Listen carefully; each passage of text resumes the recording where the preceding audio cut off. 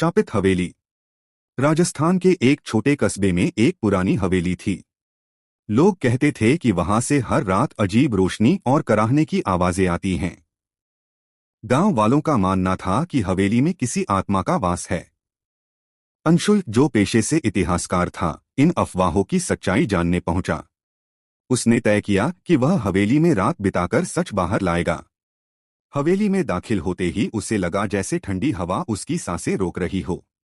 दीवारों पर पुराने चित्र थे जिनकी आंखें उसे घूरती सी लग रही थीं। आधी रात होते होते अचानक दियों की लौ अपने आप जल उठी और हवेली के बीचों बीच एक औरत की आकृति दिखाई दी, सफेद कपड़ों में, बिखरे बाल और चेहरा पीला।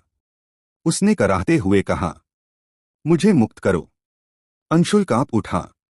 वह डर के मारे भागना चाहता था, मगर उसके भीतर कुछ कह रहा था कि यह आत्मा बुरी नहीं बल्कि मदद चाहती है। उसने साहस करके पूछा, तुम कौन हो? औरत बोली, मैं इस हवेली की मालकिन थी।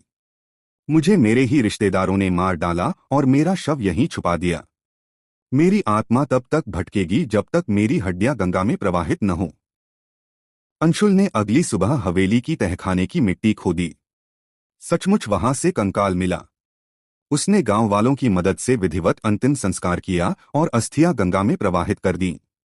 उस रात हवेली में फिर वही औरत प्रकट हुई, लेकिन इस बार उसका चेहरा उज्ज्वल और शांत था।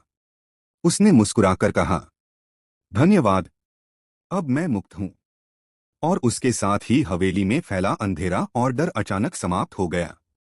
अब वह हवेली वीरान नहीं लगती थी, बल्कि उजली और शांत प्रतीत होती थी।